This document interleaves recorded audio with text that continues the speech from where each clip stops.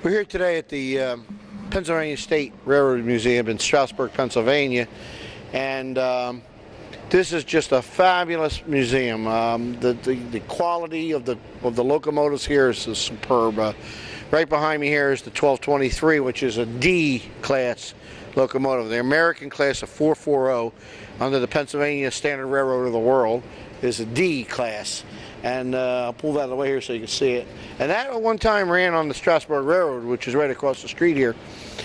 And that was inactive running for a while, but now it's in here in the museum. And it's just okay. Behind me here, 7002. It's an Atlantic, old style Atlantic. It has the open wheel trailing truck or trailing wheel there. I don't know if you can see it there in the picture, but it's a high drivered engine, probably 80 inch drivers, similar to what's on a K4. I don't know what the stroke and stuff, but it's canted cylinders, which originally I guess it was Stevenson valve gear. What you're looking at here is a replica. It's a replica. It's not the original of the John Bull, and they run this occasionally. It does run, and the original now, of course, is in the Smithsonian. So, but they have a replica here. What you see in here, that is an original wheel for the John Bull. Originally, of course, they were iron on the outside, but in the middle of the wheels were wooden. And they had problems with them, and then they made iron wheels to replace the wooden ones. And these were done actually not far from my hometown in Bordentown, New Jersey. That's where the John Bull ran along there, and the Camden and Adboy Railroad. They were long replaced very shortly thereafter when it came to the United States. Okay, here it is, the mighty GG1. This is the 4935, which is a super example of the GG1. This is one of the best ones around. The one I saw at the Railroaders Memorial Museum wasn't nowhere near the quality of this one. This is in really great shape, and just not that long ago this was down in Washington, D.C. But that's the true Brunswick green. Everybody thinks it's black, but it's not. That's Brunswick green, or dark green locomotive enamel. And the coloring on the striping, that's buff. It's called synthetic buff, or if you want, other people call it imitation gold.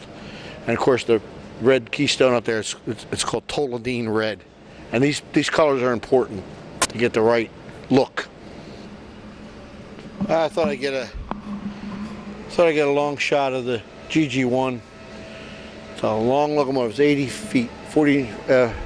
Yeah, it's 80 feet long, 79 change, and that's just a super example.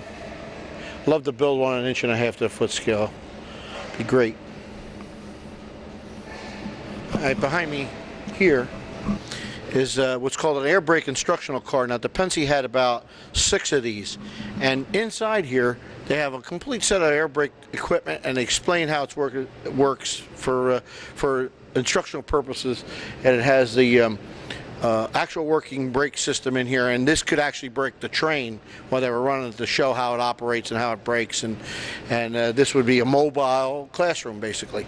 And then, like I mentioned, inside here they have all the equipment. They had a place inside there for I imagine seats, because it's open from about this point right here all the way to the back there, and then up in the front here is where they have all the equipment. And this is a super extreme example. In fact, this one has gold leaf lettering, which was probably good up until 1940. After that, they became synthetic buff. But this is actually gold leaf lettering. Of course, it's Tuscan red. That is Tuscan. And the trucks, believe it or not, or this greenish color that you see here on the battery boxes, is an olive green. And up until 1940, that's the way they painted a lot of the cars. Okay, behind me here is a B-class switcher. It's a 060 basically. So the letter designation on the Pennsy, a B-class would be an 060, A-class would be an 040, and so on and so on. Like the D class is a 440, and the G class, like the GG1, which is two 10-wheelers, a 4.664. That's the G class. So that's why they call that a GG1. Because the G5 was a 10-wheeler, which was a 4.60. But anyway, that's an electric engine, and they're pretty interesting because on the bottom here, you see a lot of the basic running gear of like a steam locomotive. It's interesting. It's not just a plain Jane type of thing, and these are nice to model because of all of that interesting running gear there. And this is a perfect example. Again, looks black, dark green locomotive enamel. All right, behind me right here is an electric freight motor. It's a E44, which were pretty unique to the Pennsy. Maybe the Milwaukee Road had them. I'm not sure, but this is, I believe, a Pennsy design. E44. This is 4400, the first one. And beautiful example. It's all redone. Oh, this is 4465, but it's a 4400 class E44, which is, it's got, the trucks have 3 traction motors. On a 6-wheel truck. So they have 3 traction motors, so 6 traction motors altogether. And it's got the, up there, I don't know if you can see it up there, it's what's called the French arm, a single arm, not like a pantograph. The GG1s had pantographs, some of the Ps had pantographs, but this is what's called the French arm. This is a really good example right here of a boxcar. This is an X54. That's another one of the Pennsy designations. They had X numbers in front of their boxcar. X29 was the one that everybody knows. The X44, 54, that's what this is. And it has the shadow box keystone, which is the white with the, this is not Tuscan, by the way. This is what's called freight car color. It looks like Tuscan. It's a little bit redder, more red. It's called freight car color. And in fact, on the K4s and on the roof, up until 1940, the roof was painted, on the middle of the roof was painted freight car color, and on the top of it and back of the tender was painted freight car color. A lot of people say it's oxide red. It's not oxide red. It's called freight car color. And this is what's called a shadow box because it has the shadow line along there. And this is like a super duper looking boxcar. It's all painted perfectly. And I'm glad they have these things here because, you know, this is great examples. If you're modeling, this is where you come to look. And this is standard workhorse for the Pennsy. It's a GP7, general purpose. That's what it stands for, GP7. And behind that, way back there in Conrail colors, is a GP30. Not a 38, but a 30. And that was one of the original ones. So this is a great example. Beautiful. Great looking Blomberg style trucks. All right, here's a pretty much a standard Pennsy Power in the 50s, 40s, and 50s. This is an E8. This is a Tuscan red version with a 5-stripe. And later on, the single stripe replaced all those 5 stripes with one single stripe, an 8-inch single stripe. There is some examples around, but these are just got 6-wheel trucks on there, and just super looking, just super looking locomotive. Perfect, just perfect. And I love to see these examples because, you know, this is how they looked when they were running, and sometimes they do run these. Okay, behind me here is a G-Class, G5, 10-wheeler, 460. And there's several of these around. I don't know exactly how many, but there's some out in Long Island. They use these on the Long Island Railroad. They were different numbering, different style, but they're pretty much the same standard G locomotive. Move out of the way so you can see a little better. Okay. That's him, Mr. Baldwin. I don't think he was that big in real life, though. But that's Matthias Baldwin, Matthias William Baldwin. And that statue actually stood at the site of the Baldwin Locomotive Works down in Eddystone, which now is a apartment building, believe it or not. One of these days I'll get down there, I'll take some pictures of it for you guys. But that was there until they made it into condominiums.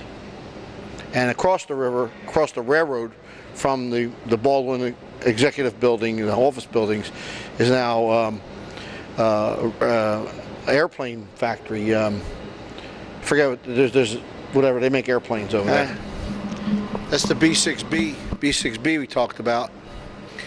They have an example of just about every Penske engine here except for the modern ones that weren't really considered Penske. I don't know why they never saved any of the J's. Well, that obviously wasn't a Penske design.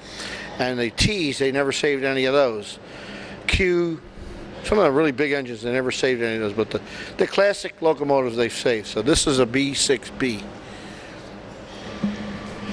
All right, what we have here is it's a fireless cooker, believe it or not. What they did with these things is they filled them with steam from a power plant and ran them inside the building so they didn't make smoke. But they're called, this is from the Pennsylvania Power and Light Company. That's an 080. All right there, that is a B60B baggage. And they have different examples. This one has a star on it. It's Railway Express, as well as a baggage. And they have the P2D5 trucks under there, which are pretty Penske-ish. They're like a Penske style truck, and I've got some parts made for that already. Now I'm going to be making some of those for inch and a half to the foot scale. And behind that, I don't know if you can see it way down there, that is a P70 coach. A couple of P70 coaches in there. So, and it's of course Tuscan red and synthetic buff. And this got olive green trucks. That's the way they were up until 1940. Then they painted them black. And this one has, they have a mixture of roller bearing. They have, of course, friction bearing. And then they have roller bearing trucks. And then some of them were Timken and some of them were SKF. I'm going to probably do the Timken because I got the caps. But and some people do want the friction. But interesting enough, the way the patterns are made, they had a strip in there that they took in and out of the pattern to make it narrower or wider, to make it for different types of bearings. Okay, this here is an H6. Now they're a little bit lighter, a little bit smaller than the one we know all of, this H10, which there's one outside rotting away. But anyway, this is an H6 that's in here. And by the way, those engines out there outside, the K4, the M1A or N1B, whatever it is, AB, the 6755, all those engines we put into the new roundhouse, which is going to be built right here. We're glad to see that, because then we'll get those engines inside and eventually hopefully get them restored. This is another example of a fireless cooker. This one's from the Bethlehem Steel Company, Bethlehem, Pennsylvania, and it's an 040. That tank, if you don't know what a fireless cooker is, they fill those with steam, and it's all bottled up in there, pressure steam, and then they run this in and out of the plant so they don't make smoke, it just makes the steam, and they're able to pull the cars in and out and so on. They're called fireless cookers. All right, well, that concludes our visit here to the Pennsylvania State Railroad Museum in Strasburg, Pennsylvania, and I only was able to do half of it. There's so many things to do in there. We'll have to come back and do a part 2 or maybe even a part 3, so we'll see you on the next video, and thanks for watching.